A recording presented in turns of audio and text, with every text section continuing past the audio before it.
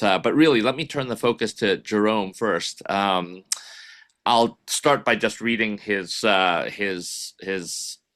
intro, just so everybody knows who he is, the basics. But he is now an international affairs consultant. He's based in the U.S. and more specifically based in Brooklyn, New York.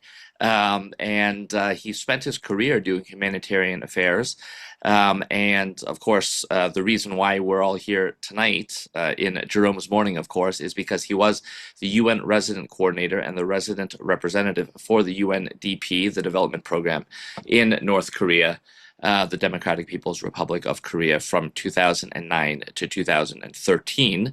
But I should also mention that I have had the pleasure of meeting Jerome and hanging out with him in Brooklyn earlier this year when I was in New York promoting my own book.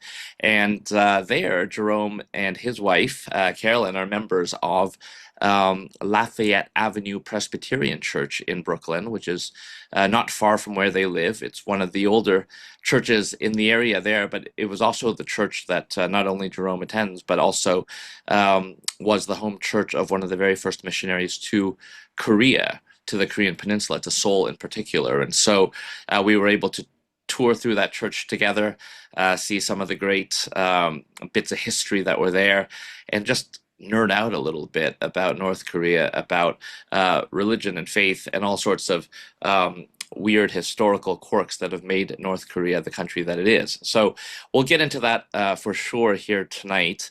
But let me just stop there and jump right into it, because Jerome, I want to let you speak as much as you can tonight. But I'll start by just establishing the basics. As you said, as I said, you were there from 2009 to 2013, and you were basically overseeing all of the United Nations operations there, I think, except for human rights, I believe. Is that correct? I think you can clarify that. That's what I discerned from reading the book. But there, I think if we go back to 2009, I think if we can, this is the Kim Jong-il era in North Korea. So of course we're now in the Kim Jong-un era, the third generation in North Korea. But this was the Kim Jong-il era. 2009, of course, Obama had just come to office in Washington, and there was a sense, I think, and you capture this quite well, that there was perhaps hope that North Korea might be taking a bit of a different turn. I think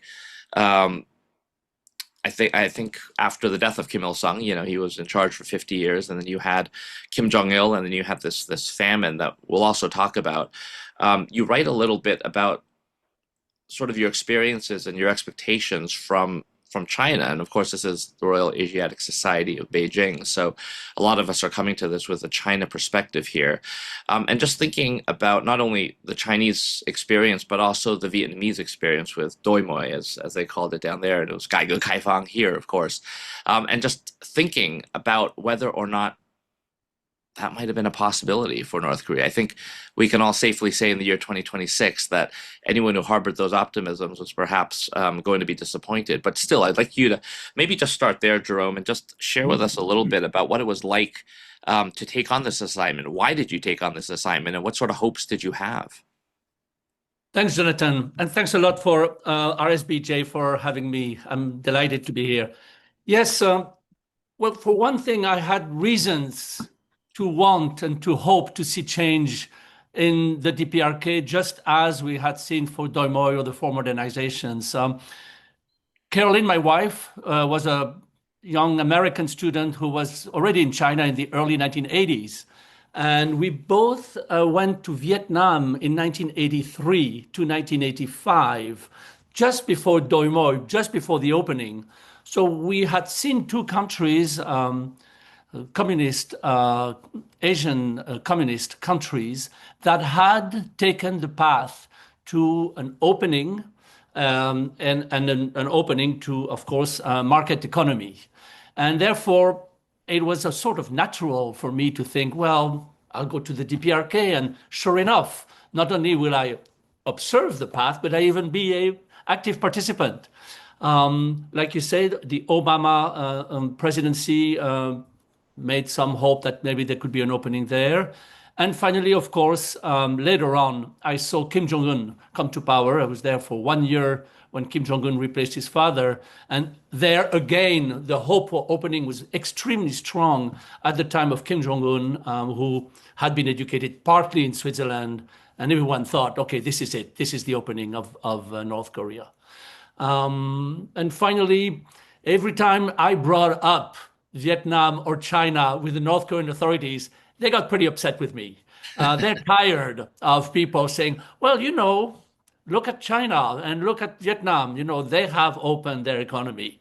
And they don't like to be reminded about that. Yes, no, I can understand because they want to be taken seriously for who they are, and they talk a lot about doing things our way. And of course, Juche ideology is their big thing, self-reliance and Exactly. They would say, we are doing our economic development our way, the Korean way.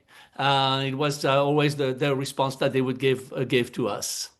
sure. And did you have much choice in whether you were going to take up this assignment in Pyongyang or did you hesitate? Well, Did you? yeah, in the UN, that choice you can say no to posting in DPRK. It's perceived as one of the toughest posts. I was completely eager to take it. I was very interested in North Korea because of having been posted in Vietnam in the early 80s. I mean, shortly after the war, because I knew China relatively well, and so I really wanted to get that assignment. But sometimes some people tell you, I remember the chief of security for the briefing told me, well, who did you piss off? Sorry for that to be passed. So it's sometimes perceived as not the most glamorous assignment in the United Nations. Sure. I want to make just one more sort of go around here on the China comparisons again, just because so many of us are thinking about the China experience every day. But I made my first trip to North Korea in 2013, the same year that you left, and I recall taking the train from Pyongyang back to Beijing, and Right. just looking out the window of the train as we were heading up the North Korean coast there, and talking to a Chinese businessman. I think he was a coal in the coal industry and was Yep. living in Pyongyang, but going back and forth. And I remember talking to him a little bit, and it was a line that I remember hearing a lot back in 2013, which is, and this comes right around the time that you're talking about here, where Kim Jong-un comes to power, where there was this sense that perhaps North Korea was just a Deng Xiaoping away from perhaps making a very similar move. I mean, do you ever Yeah. did Yeah. you ever think that it was just a matter of one person, that maybe it could have Yes, been that simple? absolutely. I must say that the first months of 2012, which is Kim Jong-il died at the end of 2011, in December 2011. And the first 6 months in 2012, there were words and there was a buzz. NGOs would come back from the field and UN project officers come back from the field saying, they're talking about creating incentives for in the farms for a smaller teams, which was maybe another way to saying families, Mm, so that you could have some economic incentive to boost production. That was really an opening for a form of market economy or some kind of incentive. So we thought there is something, and we were hearing about reform. That we also saw Jang Tek, the uncle, mm. was present at various public events. So there was the buzz, and we honestly thought that Kim Jong Un was going to perhaps be the Deng Xiaoping in North Korea. Then not much happened, and then, as you know, Jang Sung-tek met a terrible end. And when Jang was killed, um, the chill just really. By then, I had left the country. He was killed in 2013, a few months after I left. And everybody told me we felt the chill go right back. And the message Mm. was there will be no reform, there will be no change.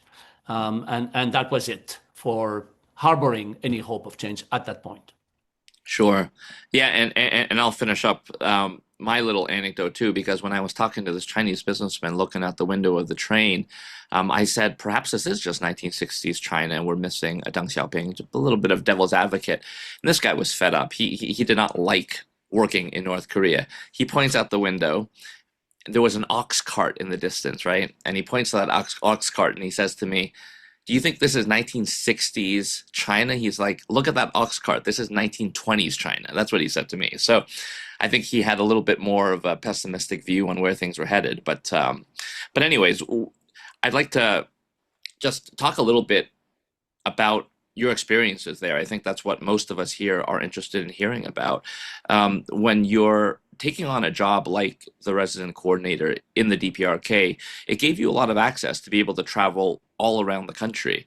For many people who have been in North Korea, and I include myself here, you're mostly confined to Pyongyang. You're not really given too much of a look at the rest of the country. But by virtue of the work that you're doing, you're going to some of the most difficult places in North Korea, some of the poorest and most deprived corners of the country, because that's where the UN's needs is perhaps needed the most, right? And so I did just want to get a sense of what it was like. I mean, you were there in 2009, so the worst of the famine was over. The famine, of course, struck during the 1990s, but I think it was still very much in evidence, even towards the end of the first decade of this century.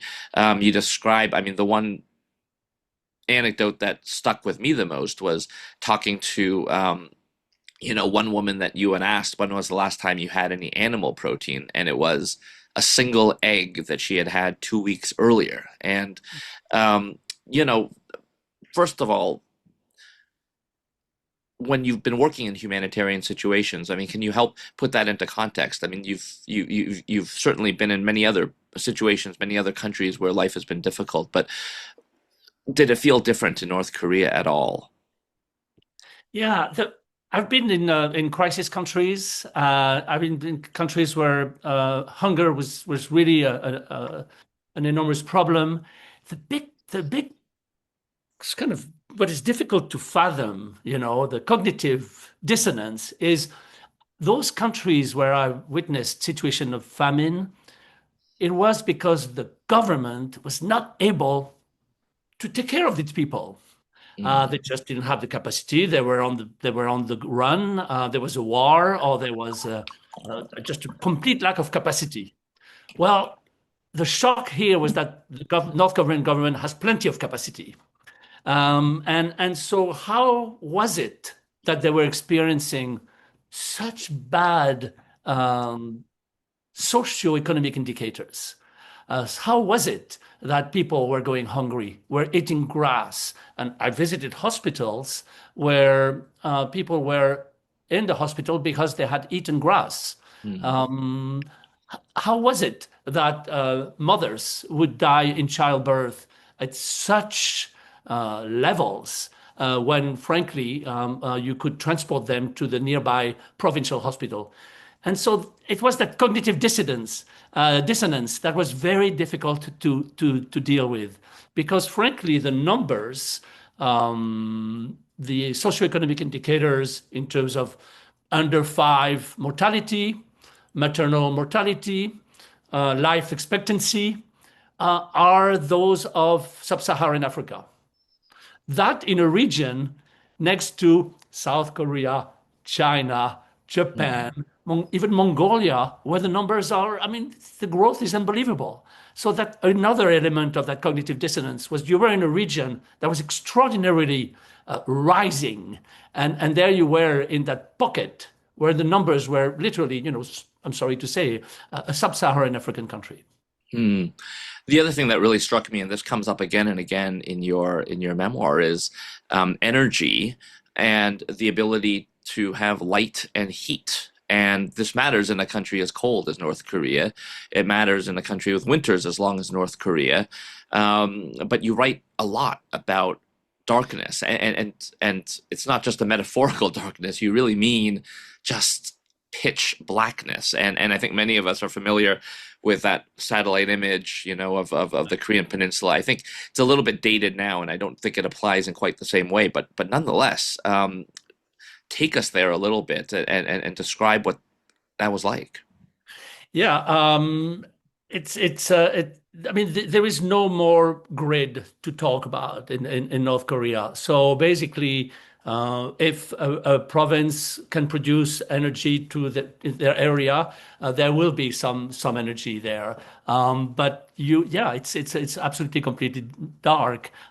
Even us at home, by the way, we will have a hard time getting. We never had electricity the whole day. Never. It's just never happened. And people are always cold. And the winter starts in November and goes well into late April, early May, to be really cold.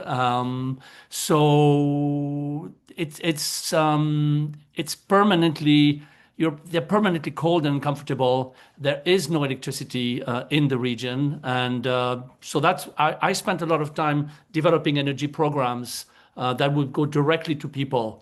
Solar energy, windmills that would go directly to houses that would not depend on the grid.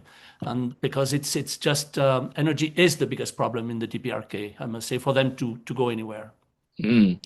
And I want to dwell on this point a little bit more because some of the most eloquent parts of the book do get right into this. You talked a lot about how, in many ways, it felt man-made, right? Because the government did have the resources, and yet you're very clear that in your mind, energy, access to food, was something that the state, that the government, um, wanted to make sure that it distributed and apportioned in a way that was aligned with your political loyalties and that sort of a thing. And you do end up quoting this colleague of yours from Central Asia, Jaras Takhanov. And I thought some of his quotes that you had in there were really powerful. So this is a colleague of Jerome's who was very obsessed with this question of access to energy and talks about access to energy as almost um, a source of power. I mean, power in both senses of the word, energy, power, light, heat, but also political power, and talking about the antidote perhaps to that being finding ways to get solar panels, wind turbines, battery systems to households and to different places, because that was almost a declaration of independence in a certain sense from the state. So I'm wondering if you can just talk a little bit about that because I just found it incredibly powerful. That's interesting. Yeah, Zaras is the only person whose name I left his name in the book, didn't change his name. He's comfortable with everything I wrote in there. We spoke before and during writing of the book. Zaras is from Kazakhstan, and he grew up under Soviet rule. So, and Kazakhstan, as you know, has a lot of oil. So he knows exactly what he's talking about when in the relationship of energy, power, and control. That is what he grew up under. And he really took me there, and he was a specialist in renewable energy. He was our guy in the project. And so he really, yeah, he's very eloquent when he describes that dimension of energy. And I always felt, let me go take you back to the public distribution system. The Yes. PDS, at its height, would give everything to the North Korean people: clothing, household items, and food. When the Soviet Union collapsed, so did the whole PDS. There was just nothing. Now the public distribution system distributes food only, mostly cereal, to two-thirds of the population, about 16 million people. And so I describe in the book how these people, everyone twice, every 2 weeks, enters an office that has this inside those silos and comes with a bag, a canvas bag, and puts it under a kind of a faucet, and someone pulls the lever and boom, boom, boom, boom, boom. And then the person looks in the bag and goes like this and thinks, okay, I have a week of food here and about maybe a little bit more to feed my family. And then they close the bag and roll it, put it on the back of their bicycle, and they go home. And it's extraordinary sight to observe because it's really that moment in which this is it. You're getting your cereal. you know. Now there's markets and people with money, or can either barter or who can pay. Will go to the market and we can talk about marketization and the impact. But cereal remains a mean of control.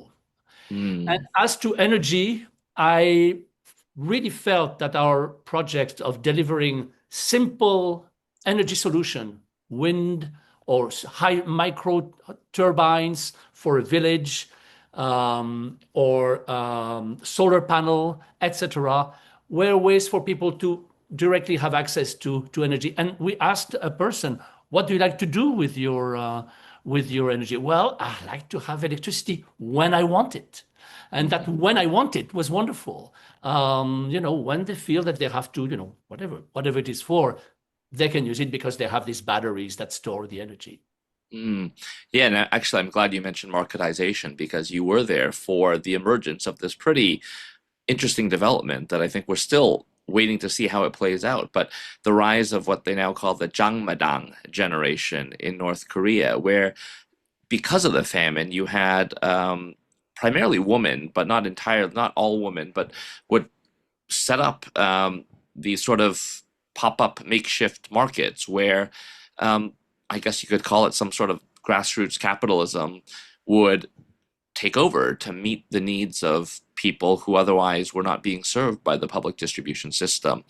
Yeah. And there was always a lot of concern or a lot of people thinking that the government wouldn't tolerate this, that the government would try and crack down on it. And yet we've seen it persist all these years. And so I'd love for you to just describe a little bit about what it was like to go visit these markets and why do you think it is that the government permitted them to continue to survive?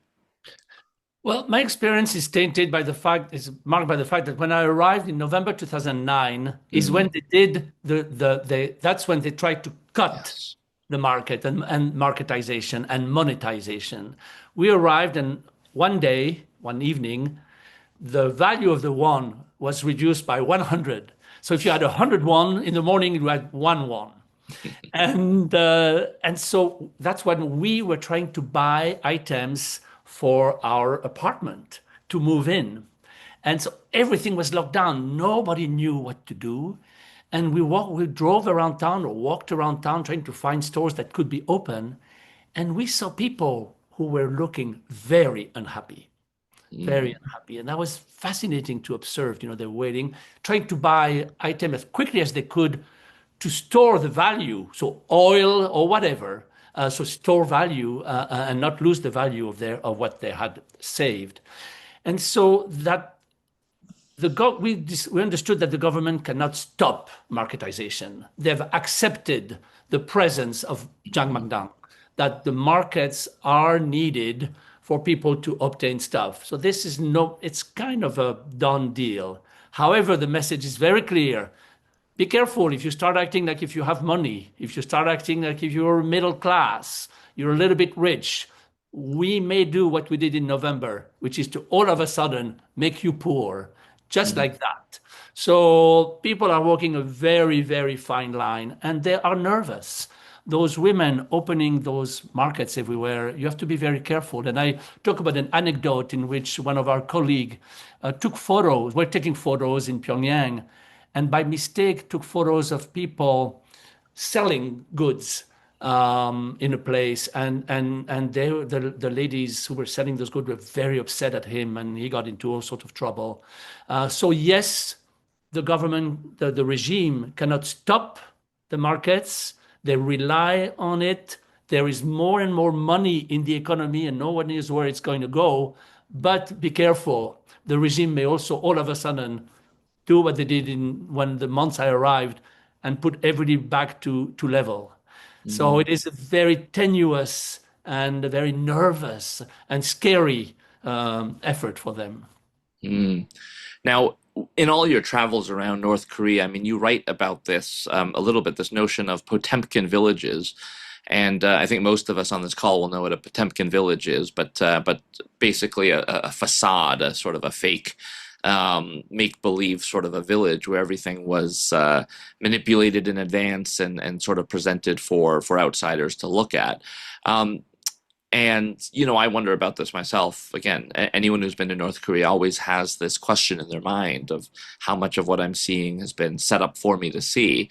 And, you talk in the book about I'll just read a little snippet, but you say, as observers, we needed to be aware of our host's attempt at manipulation, concealment, or a false sense of prosperity.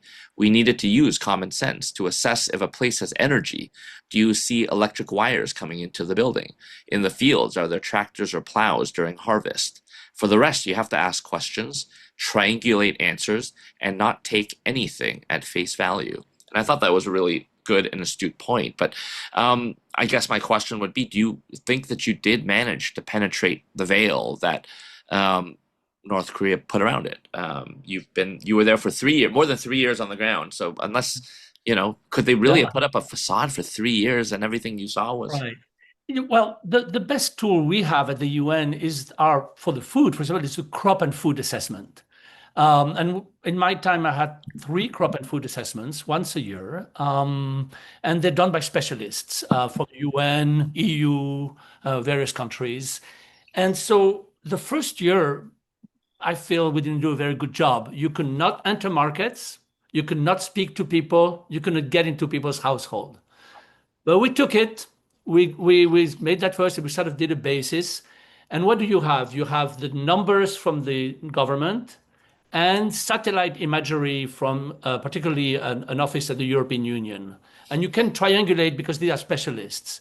So the data was what it was. The next years, we were able to do much more visit. And so basically, you can get, if anybody can get good data, I would say it is through those UN mission, and you can do it right. Secondly, yes, you need to be smart. You need to look behind, and you have to be extremely, like you said, like I said, you look, well, is there any wire coming into this house? Because if there's no wire coming into the house, there probably is no electricity. And so you become used to looking behind. Of course, Pyongyang is the ultimate Potemkin village, the downtown Pyongyang, quite beautiful, really, the city on the hill. But you have to, again, look behind. There's certainly people will go take their bath in the back somewhere in some bathhouse because there's not going to be a bathroom upstairs. Mm, right. Okay. Now, I want to just talk next about engagement with North Korea. As somebody who works for the UN and was posted there for more than 3 years, you're very upfront about it. You want to see more engagement with North Korea. At the same time, you're very cold-eyed about your experiences there. You describe it, if I can just pick a couple of snippets here, you do describe the state as being one that is invested entirely in its survival above all else. You describe it as a country that refuses to be understood. That's one phrase that you used. And also that a lot of the problems that North Korea has, and we talked about this earlier on this in this conversation here, is you say North Korea's predicament is systemic, rooted in long-standing policies and chronic neglect. So to me, these read like very straightforward diagnoses of the problems in North Korea as being effectively self-inflicted by the government in so many ways. And so, I think many people, when you think about an issue like North Korea, let's start with this. This is a problem, if you want to call it a problem, and however you define the North Korea problem. Some people will look at it primarily as a nuclear question. Many people will look at it primarily as a human rights issue. Some people will look at it primarily as a humanitarian issue, and I think all of those are true in many ways. But I wonder if there were times where, if you're looking at a government that you can't really trust to tell you the truth, that is systematically denying resources to certain classes of people and all the rest of it. I just wonder, how does that work itself through as you're on the ground there, as you're thinking through all of these things? Because there's always been a debate between hawks and doves over how to approach North Korea. And I know many people who feel the same way that you do about the government and its and how it's managed its economy and how it manages its people would say you can't work with those people, you can't trust them, and yet in many ways you are still a believer in talking to them, in working with them. So I wonder if you could just unpack that a little bit and walk us through how you Well, think about in the this. book, I talk about how my work, our work as humanitarians, NGOs or UN, was constantly thwarted or impeded by the vagaries of international affairs. And I'm not saying it's North Korea or the rest of the international community, but that was the problem for us. Mm, Uh, I personally think that the focus on denuclearization was creating a lot of problem for us, to be mm, frank. We're constantly saying, the rest of the world will not talk with North Korea unless it agrees to abandon its nuclear project. Well, that's really a little bit of a high bar. So our effort to work with the North Korean government and North Korean people was constantly impeded by the international context. Sometimes it was the North Korean side that had, when I described how they bombed Yongpyong Island or they mm, sank a South Korean boat, a military boat. On the other hand, sometimes they would hear that a president in the United States had decided they heard like in 1973 when Nixon was having problems, he thought maybe I will bomb North Korea as a diversion. So they know mm, about those things. So that international context makes the work of engagement very, very difficult. Um, the the kind of nukes versus humanitarian or nukes versus engagement is overly simplistic in my opinion. mm, Finally, if Vietnam and China opened, it was because their borders were secure. I mm, am not certain that North Korea feels secure in its borders. mm. Now, I don't want to make this a policy debate in any Yeah. way, but when you say you see that trade-off between nukes and engagement as being something that didn't ring true to you, what would you like to see in terms of how the world thinks about North Korea and approaches it? Well, I think that our focus was on the North Korean people. Mm, And so if we could give the North Korean people more agency, if we could find a way through our engagement to give them, first of all, a better health and better strength and better ability to interact with the rest of the world, maybe they can become agent in their future a little bit more. For the mm, moment, they are all subservient to the regime and subservient to this situation. And I feel that somewhere here, we're not giving the North Korean people quite the tools to find their way forward, which I'm sure you they can. They're extraordinarily competent people, capable people, extraordinary people, and therefore it's just a matter of helping them get that kind of agency, which I think is possible only through an engagement. mm. Great. I just want to make a little public service announcement to our listeners here that, as Melinda had mentioned at the top of the program, we are taking questions here. I see there's already one in the chat box there, but keep them coming. I have perhaps one sort of thematic area I want to get to, but after that, I want to take questions from the crowd. So I see there's two questions now, so keep them coming, and I will read through them. And if there are some that are sort of clustered together, we can bundle them into one. But please, if there's anything that Jerome has said that has really triggered a question mark or a light bulb in your head, please share that with the rest of us. So I wanted to talk about one other big theme here, and that's the one that I mentioned at the very top as well. As I mentioned, I've spent a lot of my last decade of life thinking about North Korea and its relationship with religion. And one of my beliefs, just having been in North Korea only for about what 2.5 weeks, so that's nothing compared to your 3+ years in the country. But what always struck me so much, and I said this when Melinda was asking me questions on the stage, was just how religious the environment felt in North Korea. And of course, by religious, I mean the religion of Kim Il Sung and Kim Jong Il and Kim Jong Un. And you describe, for example, watching a particular North Korean fasten the badge on their lapel.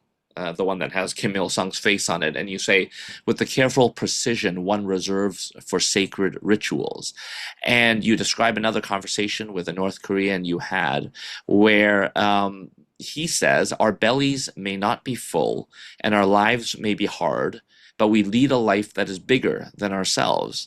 And it was really interesting because you go back and forth with him, and actually there was another conversation you have about Kim Jong Il and his death, and whether he'd be going to a better place, as it were, with a North Korean, and you describe going to a political rally, and it was incredible to read this scene, and I could picture myself there. But you described this scene that was a crowd that was so incredibly disciplined, and then you say all at once these tens of thousands of people started shouting as if an electric current had coursed through the crowd's brain at the exact same instant. They screamed at the top of their lungs, shaking red paper flowers, clapping for perhaps 1 minute, and then stopped at the exact same time. And then you go into all the speeches, and the speeches are great leader, Kim Il Sung is our father, and General Kim Jong Il is our tender and loving leader who inspires spontaneous love. And so you go on and on about just some of this fervor and passion that the North Koreans have, at least in public, towards Kim Jong Il or Kim Jong Un or Kim Il Sung. And it's a question I get all the time, and I don't know how to answer it. But how much of what you saw around you was performative, and how much do you think it was deeply and genuinely felt by the people? And I mean, in particular, this apparent love for the leaders. Yeah, I really felt it the most when Kim Jong-il died. I am not sure I could tell from my few conversations that he didn't have the same love of the people that the people had for Kim Il-sung at all. But these were people whose entire life depended on one person. They couldn't say, oh, well, leader is dead, but you know what? What matters is my business, my job, my family. I'm going to do my best. I'm going to try to keep going. It's very sad. No, the leader was dead. What's going to happen to me? What's going to happen to us? Is it going to be worse? Or is it going to be better? It all depends on one person. Every holiday, children go to a statue, a nearby statue in their neighborhood, and of course, bring the present, flowers, and they receive candies or fish or food. So it's this, just like we get some people get it at Christmas. Children get presents at Christmas. So there we are. Yes, at that conversation on their understanding of religion, of the origin of the Christian religion, it's a bit vague. And as you know, Kim Il Sung is not completely dead. I mean, he's not according to North Koreans, he lives on, and it's a bit vague. But after all, in the Christian religion, if you tell somebody, well, did Jesus walk on water? Yes or no? Maybe a bit vague. Well, he did, but it's our story. It's our story. And the North Koreans have a story that are being told, the story by which they live. And yes, every morning, I feel that when they wake up, their life there's a bit of a transcendence. Their life has to be a bit bigger than their preoccupation number one, which is to get food. It's okay, how am I going to also participate in that broader life? Everybody needs something bigger than they are, and the regime is providing that very, very well. Yeah, the parade, of course, the members of the parade the people of the parade were all members of the party. So, they have to behave like they did, the screaming and so on. But it was very intense indeed. So yes, I think that Christianity was everywhere. That experience in your book, Korean Messiah, really is dead on to show that lineage. that Kim Il-sung had started. Well, I've quoted a few snippets from your book, but and I've said many of them are really stuck with me, but I think the one that stuck with me the most is when you yourself are overcome by this wave of emotions that sweeps through the crowd after Kim Jong-il's death. And if I can just quote a little bit more, you write, and then eventually you yourself get pulled in, and then you write, my skin prickled. This is too much. It was an unnatural, oppressive grief, like a tidal wave that would not be denied. I wanted to leave. My mind whirled as we waited. And then you say, the sound was growing, pressing against us like a slow-moving tide. Some openly wept. And then, a tingling around my eyes. Damn it. No, I won't cry. I clenched my jaw, forcing my body to obey. I would not cry. But the weight of it all, the mass hysteria, the sheer scale of it was undeniable. Thinking back to this moment, I dared anyone to stand on that plaza and not feel it pressing into them. The crowd undulated and heaved like one massive living being. I mean, what Yeah, a powerful, powerful passage there. well, it's a bit embarrassing, frankly. It's a bit embarrassing, but I mean, there is the photo. The photo is available of us in front of and on the square. We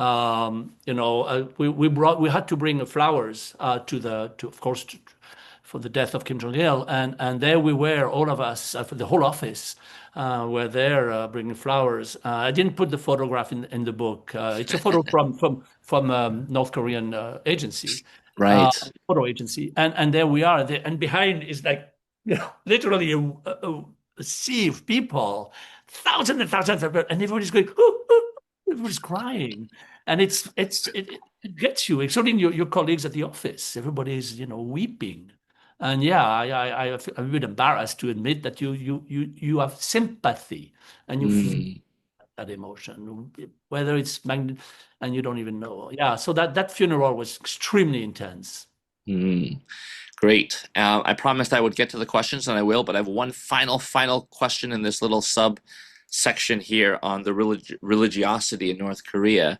Again, a personal obsession of mine. But were you able to attend church when you were in North Korea, and what was that like? No, no, I don't. No, I did not attend church over there. Okay. There must have been some embassies may have done.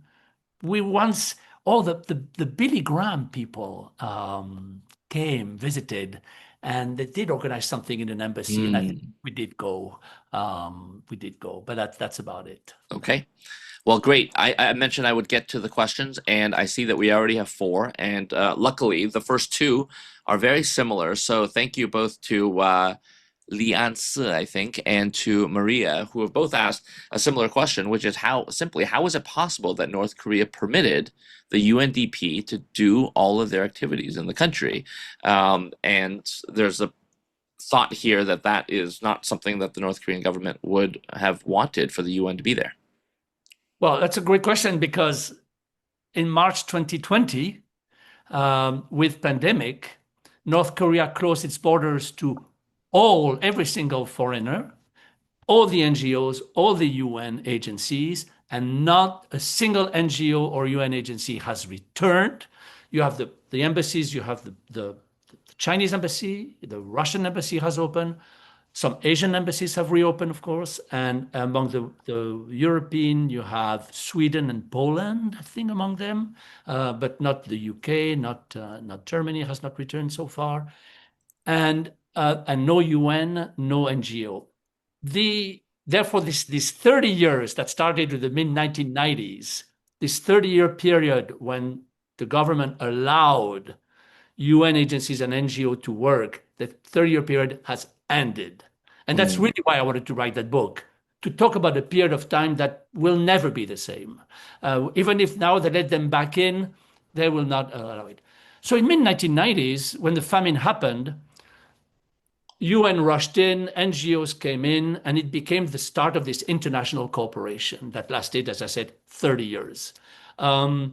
Certain practice were there, and slowly, we would push to expand our access, try to go more into it. The big question is the international community, the donors, mostly from the West, the North, want to give humanitarian aid to the people, whereas North Korea wants development aid, transfer of technology, capacity building of their government institutions, training in the field of commerce and stuff to really improve.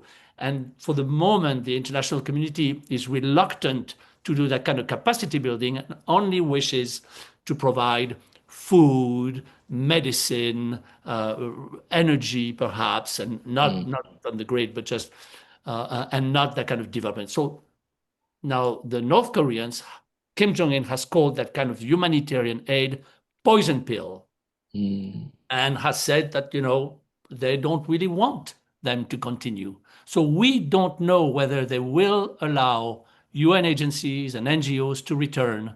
There are signs that they might.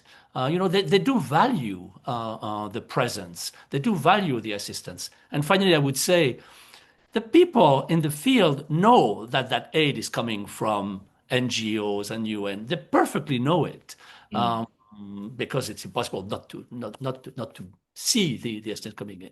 So it's important from that perspective. Great. And actually, that helped answer one of the questions that I was saving in reserve as a backup question if we ran out of other questions. But it was to ask the question of why write the book now when you were there from 2009 to 2013. And actually, I do recall one of our earlier conversations. You said you did want to give a little bit of time because I think perhaps when you're too close to it, first of all, there are people and projects that you need to protect. But can you just elaborate a little bit on that in terms of the timing of why write this now? Yeah, exactly. One, I was busy and I didn't, I had a lot to do. Two, in March 2020, it really became important for me to testify what I had seen, what I had experienced. I felt because, as I said, it's the end of a period, and I wanted to know. And when the NGOs and the UN, if they come back, it'll be helpful for them to have some reports from Cathy Zellweger or myself that will say, okay, this is how it was done. This is how you do those mechanism of engagement. And also a bit to give time to not give all the names are changed except Zara's. All the names are changed, but I don't want the certain North Korean names to be recognized or people to be too recognized. So 10 years seems to be a good safe period to protect everybody. Okay. I'll pick up on another question that came from Maria as well, but she was asking this question of to what extent, and of course, keep in mind this is 2009 to 2013, but to what extent is there mobile phone or digital control of the population? And obviously, technology has advanced in the last 13 years, even here in China and certainly in North Korea. But yeah, if you could talk a little bit about digital life there, both as a means of freedom for the people, but also control from the top down. Well, of course, internet. There's no internet. The system calls Red Star, and it's an Ethernet. That's an intranet. Sorry, they have their own intranet, and that's how you operate in the DPRK. Mobile phone. They have really, since I left, they've really exploded. There's a lot more mobile phone. There's mobile. You can probably call a taxi in Pyongyang using your mobile phone and things like that. It's all a little bit anecdotic in a way, but there is a lot of mobile phones that people use, but the system is completely controlled and closed in. So there's no way to use your phone to communicate with the outside, as far as I know. Sure. Yeah.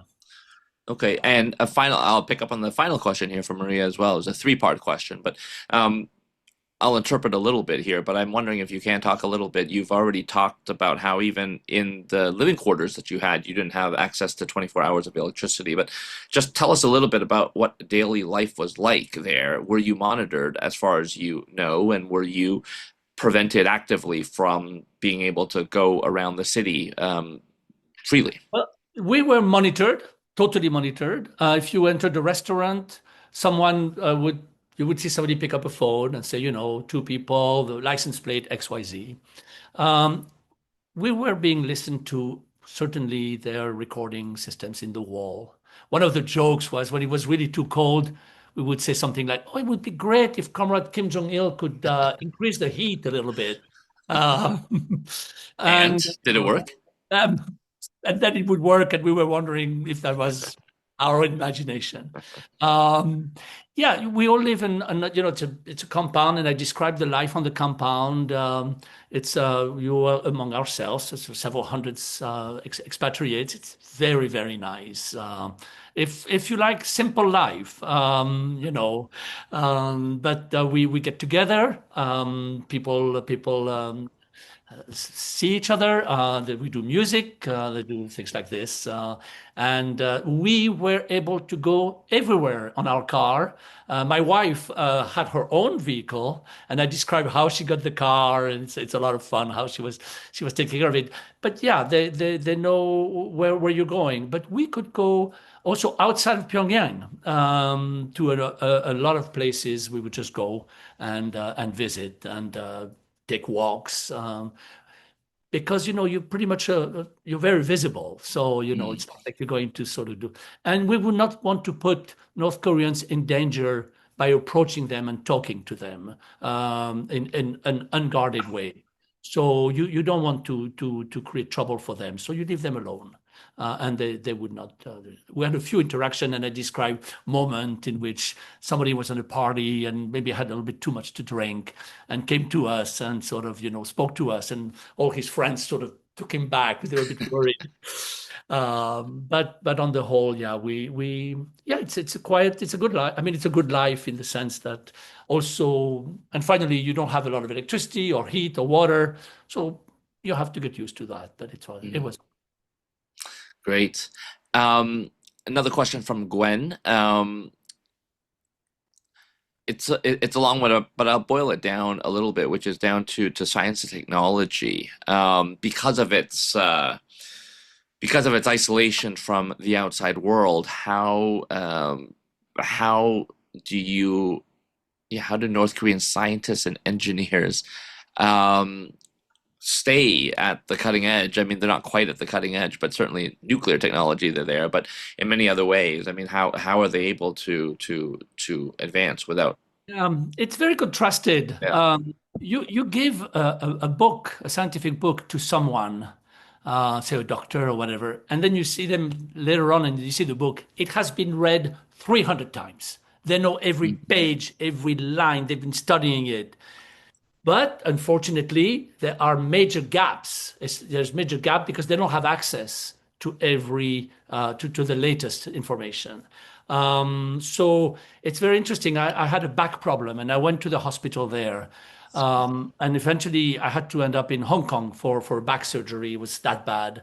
And I could tell exactly that they could do certain things, but no MRI, no scanning. They just couldn't do it. And it was so you really can measure regularly where the gaps are in their access. Finally, there are countries that share technology. Mhm. Iran at the time was very active. There was a time when Pakistan shared nuclear technology, as is well known.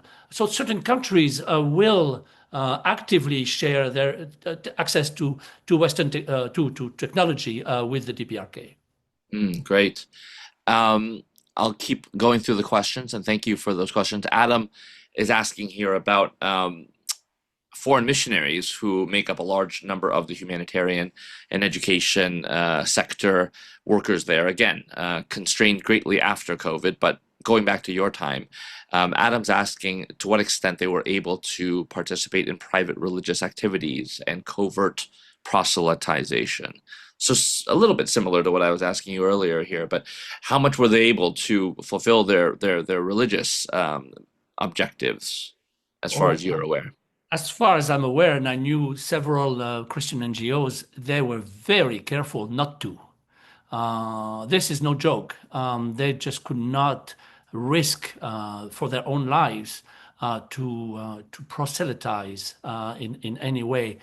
At the same time, they were accepted, and that's when Jonathan's book Korean Messiah comes right in. Why did Kim Il Sung let missionaries, Christian NGOs in so early? Well, that's because it was Kim Il-sung and of his own history. And Billy Graham, of course, was among them. But the currently, when a Christian NGO works in there, they're very, very careful not to cross that line. Yeah. Okay. Yeah, and that's consistent with my understanding as well. So I'll second that. I'm going to jump to this question. It looks like I think it's Melinda here, but asking about the power transition here that you were able to witness from Kim Jong Il to Kim Jong Un. I know it's hard to have seen it openly, but did you see any hints, Melinda asked, that any North Koreans were uncomfortable with the hereditary leadership transition, given that it is a socialist system nominally? Obviously, I don't think anyone would have said it out loud, but did you get a sense that there was some grumbling about this? What the sense I was getting, very interestingly, towards the end of Kim Jong Il's reign or life, was they felt that Kim Jong Un was too young. They were all, I Hmm. mean, my people in my office would say, "Oh, he's too young. He cannot lead us." So the dynastic transition, no problem. I felt that they really want to make sure that there is a person at the top, but Kim Jong Un was too young, and of course, in the months that followed his coming to power, the regime really worked to bolster his image as a leader and so on. And that kind of talk ended. As to dynastic transmission and so on, I haven't heard any of that. Sure. Okay. And then we sort of have two sort of big qu picture questions here. I don't know if you're able to answer these, but I'll toss them your way anyways. The first is again from Liance, who's asking about population growth, given just how difficult the post-famine years were. And actually, this is a question you can't answer because you did write about the census that you conducted, which was another difficult undertaking. But what was your sense in terms of how the birth rates were affected, and just the population in general by food shortages? You also mentioned the difficulty of childbirth and how many women died during childbirth. Yeah, absolutely. I really recommend if you can Google, DPRK population census 2008. Do it because it's the last one that was done, and it's a very high quality census according to international experts. It's very well done, surprisingly, in a place as in Docker, and you will get a lot of information. In the pyramid, there is really a Mm, shortening around the famine years. It's very visible. Number one. Number two, uh, maternal death is a problem. The situation of women in North Korea, the low status of women in North Korea, not unlike issues even in South Korea, by which women do not want to have as many children as before, um, means that population growth is there is no population growth. It is an issue for North Korea to address it. And as you can imagine, there's no immigration. And so mm, as a result, they are facing a big challenge in their population growth. good. I mean, not good, but good answer. Um, there's a question here from Marion, and the question's quite simple. What about relations with Russia? And I might reframe this, or have you zoom in a little bit. I mean, what was your sense in your 3 years? Did Russia loom large? Did they play much of a role? Was their presence? Did you feel like it was substantial? Was it on the rise? Was it in, recession? Yeah, my time was during my period. That was not a Russia period. Russia was there, but the relationships were somewhat cool or not particularly as they are today. Mm, At the time of a transition, I would say that the China was very much was much closer. You know that because you see who gets invited to what parades, and you see that because at the Arirang Games, you see which country they will uphold. It was a time when they kind of were deciding no longer play with the United States, and I described how my time I saw instances when Perhaps North Korea tried to reconnect with the US and it didn't work out. Jimmy Carter's visit was a bit telling about that. He tried to do something, it did not work, and Mm. so Russia was not. How close are they to the Russians? But people to people, I felt not particularly close, but they're still they're still like the United States. They wish in a way that they could remain close as people, perhaps. They like Japanese products very, very much, the best quality products. And China, of course, is the big brother right there, and complicated history and so on. But so that's how it was. But Russia was not, at my time, particularly a strong actor as it is today. Good, thank you. And we are just a little bit over an hour. Melinda said we can go a few minutes over, and I think that gives us just enough time to ask the final question in the chat, which I think is a very good one to end on, and it comes from Carm. I'm not sure if that's meant to be Carmen or Carm, either way. But the question is, do you have a sense of whether North Koreans are better off or worse off or the same as when you left in 2013? That's one question. And the last one, the second part of the question, I think, is the perfect one to end on here, which is, do you feel you were able to make a difference when you were there from 2009 to 2013? And if so, how? So let me leave you with those two. Yeah, I feel that I suspect that North Koreans are not better off because of those last 6 years without access to food and medicine and other aid from the international community. So I suspect that when it will reopen, the numbers will not look great. There is money coming from Russia. There is cash coming from Russia, and there's some cooperation, but not at the level that it used to be. Did I make a difference?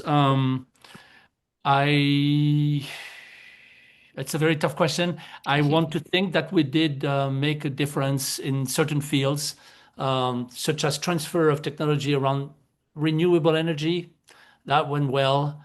The census, that was important. There were some specific things in which we brought it. And I feel that we showed that the United Nations is made for those kind of difficult countries where you don't have an Asian Development Bank, a World Bank, or an IMF, but you can send those kind of institutions that are a little bit more mobile and they can really play a role between all the big actors. From that perspective, I think I'm trying to show how engaging North Korea was possible because we were the UN. Mm. Well, great. Thank you, Jerome. And on that note, I think we can probably bring the curtain down here.